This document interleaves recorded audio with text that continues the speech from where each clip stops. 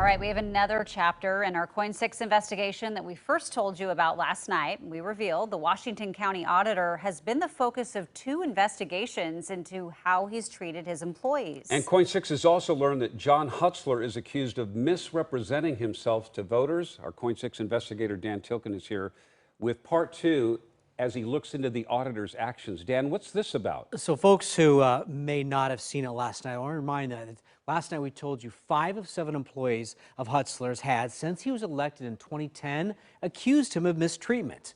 In 2 investigations, the county ruled his actions did not amount to a hostile work environment, but the county said he must address the concerns brought forth by his staff and create a more positive work environment.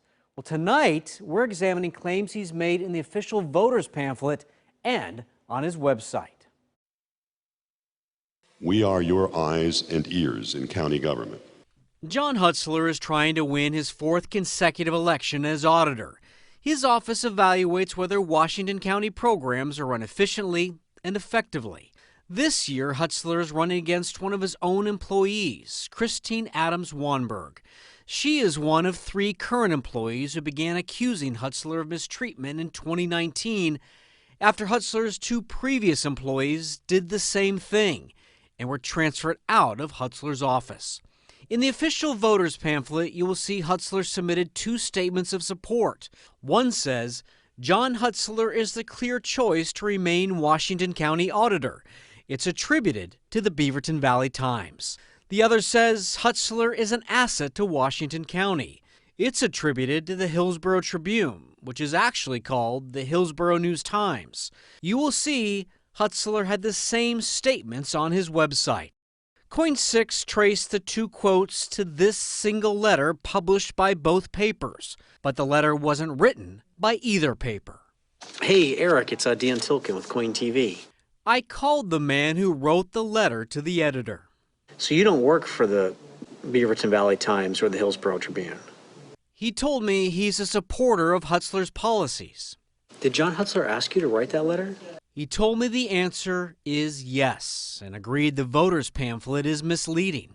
We brought the quotes to the attention of the company that owns both newspapers, Pamphlet Media, which is a Coin 6 news partner. The regional publisher told me Mr. Hutzler has misstated information in the voter's guide and on his website. 2 quotes that he attributes to the Hillsborough Tribune and Beaverton Valley Times could be interpreted as an endorsement by our newspapers. The quotes are based on a letter to the editor written by a private citizen, not an endorsement by our editorial board. I want to clarify that no Pamphlet Media newspaper has endorsed Mr. Hutzler in this election. My questions are about your job performance. I interviewed John Hutzler. When I came to the topic of whether he's misled voters, you can see what happened. Let me ask you about the voters pamphlet. So you were endorsed by both the Beaverton Valley Times and the Hillsborough Tribune? I'm sorry, Dan. I'm going to terminate this interview. You're going way off what you had indicated to me we would talk about. I said I wanted to interview you about issues regarding how you treat your employees, and just terminated. I guess we won't get answers to these germane questions.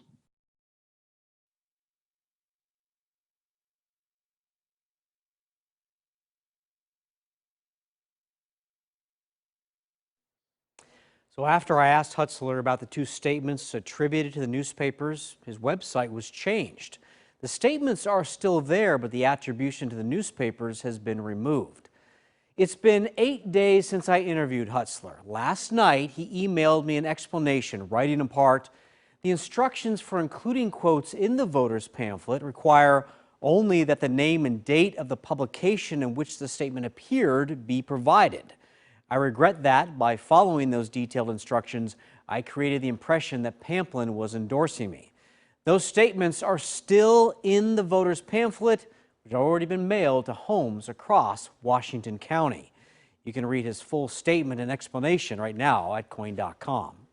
So, Dan, last night you told us about the accusations by his employees that he was mistreating him, but you have a third part of this story tomorrow. Right. The 3 employees accusing him of mistreatment who work for him now also are accusing him of not following standard auditing practices. They're very concerned about that. We'll have what he has to say about that tomorrow at 5 o'clock.